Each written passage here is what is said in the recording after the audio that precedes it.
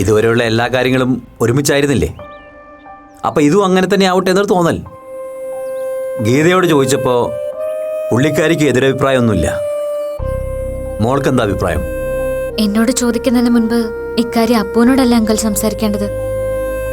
അത് ഞാൻ ചോദിക്കാം. ചോദിക്കാന്നല്ല, ഓൾറെഡി ഞാൻ അവളോട് സൂചിപ്പിച്ചു കഴിഞ്ഞു. അപ്പോ അപ്പു എന്തു പറഞ്ഞു? എന്തു പറഞ്ഞു എന്നൊക്കെ ചോദിച്ചാ അപ്പുവിൻ്റെ കാര്യം മോൾക്കറിയാലോ. മനസ്സിലുള്ള കാര്യം അവൾ ആരോടും തുറന്നു പറയില്ലല്ലോ, വിശേഷിച്ചും ഇതുപോലുള്ള കാര്യങ്ങൾ.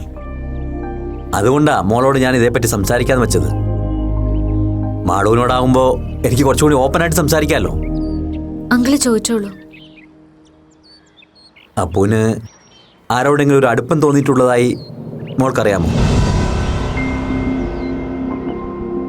അതിപ്പോ ക്യാമ്പസിൽ തന്നെ ആവണമെന്നില്ല, ക്യാമ്പസിന് പുറത്തും അങ്ങനെയൊക്കെ സംഭവിക്കാലോ.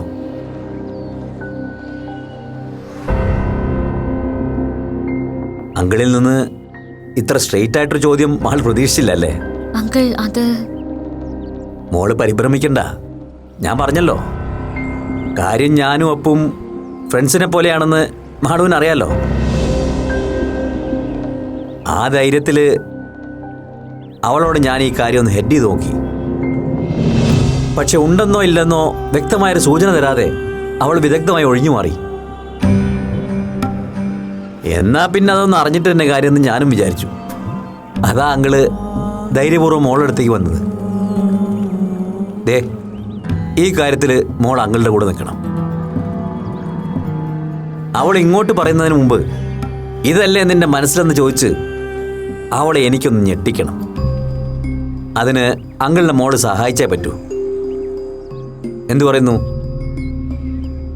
മടിക്കണ്ട. മാളുവിന്റെ മനസ്സിലുള്ളത് അതുപോലെ അങ്കിളോട് തുറന്നു പറഞ്ഞോളൂ. ഇക്കാര്യത്തിൽ നമ്മൾ രണ്ടും ഒരു സൈഡാണെന്ന് അവൾ അറിയാനേ പോകുന്നില്ല. അതുകൊണ്ട് എന്തുണ്ടെങ്കിലും മാളു ധൈര്യമായിട്ട് അങ്കിളിനോട് പറഞ്ഞോ. ഹലോ, VP രാവിലെ CID പണിയായിട്ട് ഇറങ്ങിയതാണല്ലേ? CID പണിയോ? ഞാനോ? ഞാൻ വെറുതെ മാളുവിനോട് മഴയെക്കുറിച്ചും അങ്ങനെ ഓരോരോ കാര്യങ്ങൾ. കൂടുതൽ ഉരുളണ്ട, കുറച്ചൊക്കെ ഞാനും കേട്ടു.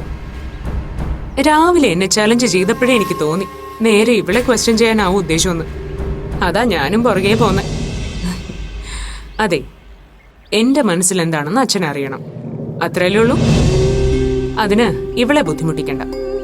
ബുദ്ധിമുട്ടിച്ചാലും അതുകൊണ്ട് ഒരു പ്രയോജനം ഉണ്ടാവില്ല. കാരണം അത് ഇവക്ക് പോലും അറിയില്ല, അല്ലേ മാളു? രാവിലത്തെ ചോദ്യം കേട്ടപ്പോഴേ അച്ഛൻ ഇത്ര സീരിയസ് ആയിട്ടാ ചോദിച്ചെന്ന് എനിക്കറിയില്ലായിരുന്നു. ആ, നീ അപ്പൊ വലിയ ബലം പിടിച്ചോണ്ടല്ലേ ഞാൻ മാളിനോട് ചോദിക്കാന്ന് വെച്ചത്. ഇപ്പൊ അതും ഒളിഞ്ഞു. സാരില്ല, അച്ഛൻ വിഷമിക്കണ്ട. എന്റെ മനസ്സിൽ എന്താണെന്ന് അറിയണം, അത്രയല്ലേ ഉള്ളൂ. ഞാൻ പറയാം. എന്താ, വിശ്വാസമായില്ലേ VPക്ക്? സത്യമായിട്ടും പറയാന്നേ. പക്ഷെ ദൈവളുടെ മുന്നിൽ വെച്ച് എന്നോട് പ്രോമിസ് ചെയ്യണം, കേട്ട് കഴിയുമ്പോ എന്നോട് പിണങ്ങാനും വഴക്കൂടാനും വരില്ലാന്ന്. എന്താ, സമ്മതാണോ? Okay, agreed. എങ്കി വാ, നമുക്ക് പോവാം. ശരി മോളെ, പോയിട്ട് വരാം.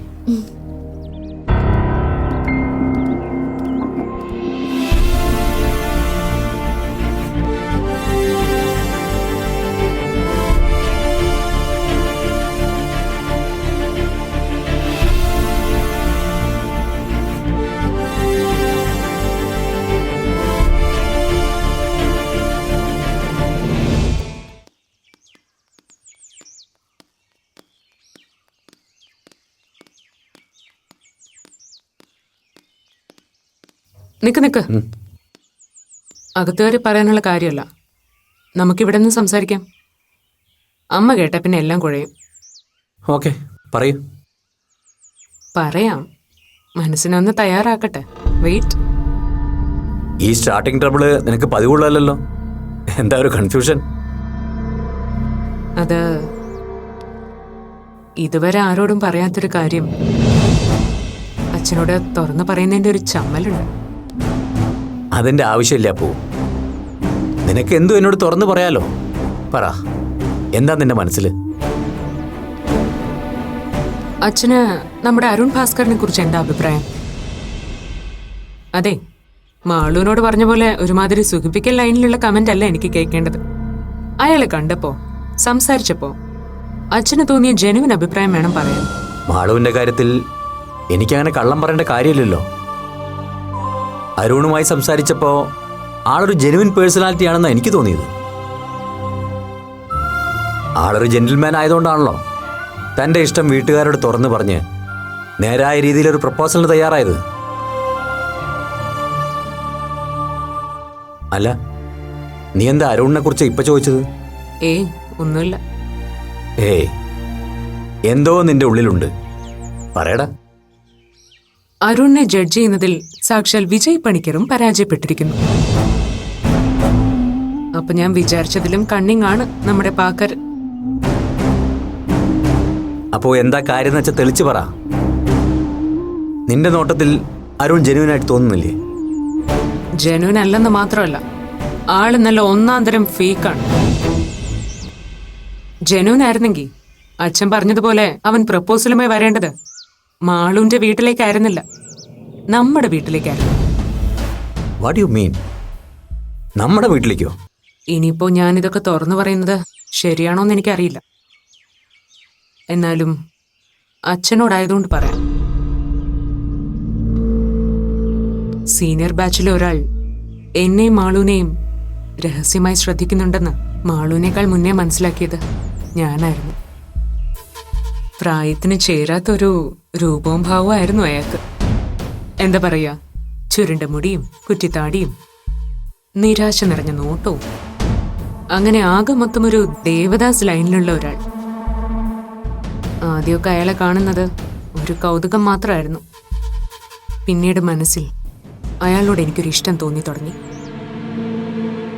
എങ്കിലും ഞാൻ അയാളിൽ നിന്നത് മറച്ചു പിടിച്ചു. അയാളിൽ നിന്ന് മാത്രമല്ല, മാളുവിൽ നിന്നും. അരുണിനൊരു പക്ഷേ തിരിച്ചൊരിഷ്ടം നിന്നോടില്ലായിരുന്നെങ്കിലോ? എങ്കിൽ അയാൾ ജെനുവിൻ കക്ഷിയാണെന്ന് അച്ഛനെ പോലെ ഞാനും സമ്മതിച്ചാണ്. ഇന്നല്ലെങ്കിൽ നാളെ അരുണിന്റെ ഭാഗത്തുനിന്ന് ഒരു പ്രപ്പോസൽ ഉണ്ടാവുമെന്ന് ഞാൻ പ്രതീക്ഷിച്ചു. പക്ഷെ എന്നെ കാണുമ്പോൾ അയാൾ പേടിച്ചിട്ടെന്ന പോലെ ഒഴിഞ്ഞു മാറിക്കൊണ്ടിരുന്നു. എന്താ അയാളുടെ ഉദ്ദേശം എന്നറിയാൻ ഞാനും ഒന്നും അറിയാത്ത ഭാവത്തിൽ നടന്നു. കുറച്ചുനാൾ കൂടി ഈ നാടകം അങ്ങനെ തുടർന്നു. വിചാരിച്ചതുപോലെ ഒരു അറ്റൻഷൻ എന്നിൽ നിന്ന് കിട്ടാത്തതുകൊണ്ടാവും അരുൺ പിന്നെ എന്നെ ഒഴിവാക്കാൻ തുടങ്ങി. പക്ഷെ സങ്കടം തോന്നിയത് അപ്പോഴല്ല. എന്നെ ഒഴിവാക്കിയ അതേ ആൾ എന്റെ ബെസ്റ്റ് ഫ്രണ്ടായ മാളുവിനെ പ്രപ്പോസ് ചെയ്തു എന്നറിഞ്ഞപ്പോഴാണ്. പാവം മാളു അയാളുടെ ആ ദേവദാസ് ഇമേജിൽ വീഴുകയും ചെയ്തു.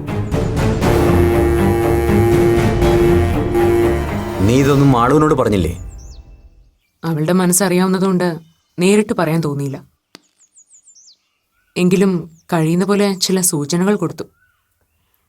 പക്ഷെ അതൊന്നും കാര്യമാക്കാത്ത വിധം അരുൺ മാളുവിനെ വലയിലാക്കി കഴിഞ്ഞിരുന്നു. ഈ കാര്യം പിന്നെ നീ അരുണിനോട് സംസാരിച്ചില്ലേ? ഇല്ല. ഞാൻ ഇക്കാര്യം മാളുവിനോട് പറഞ്ഞാലോ എന്ന ഭയം അരുണിനുണ്ടായിരുന്നു. അതുകൊണ്ട് തരം കിട്ടുമ്പോഴൊക്കെ അവൻ മാളുവിനോട് എന്റെ കുറ്റം പറഞ്ഞുകൊണ്ടിരുന്നു. എന്റെ കാര്യം പറഞ്ഞ് മാളു അവനോട് പലപ്പോഴും വഴക്കിടാറുണ്ട്. ഇതൊന്നും ആരോടും ഷെയർ ചെയ്യണമെന്ന് വിചാരിച്ചതല്ല. മനസ്സിൽ ആരെങ്കിലും ഉണ്ടോ എന്ന് അച്ഛനെന്ന് പെട്ടെന്ന് ചോദിച്ചപ്പോ വെറുതെ ഇതൊക്കെയൊന്ന് ഓർത്തുപോയെന്ന് മാത്രം. ഒരിക്കൽ എന്നെ മോഹിച്ച, അല്ലെങ്കിൽ ഞാൻ മോഹിച്ച ഒരാള് എന്റെ കൂട്ടുകാരിയുടെ ലൈഫ് പാർട്ട്ണറായി ഒരു ജെന്റിൽമാൻ ഇമേജോട് കടന്നു വരുമ്പോ അതെന്റെ മനസ്സിനെ എത്രമാത്രം വേദനിപ്പിക്കുന്നു അച്ഛനൊന്ന് ആലോചിച്ച് നോക്കൂ. ഇതൊന്നും മാളുവിനോട് തുറന്നു പറയാൻ എനിക്ക് പറ്റില്ലല്ലോ.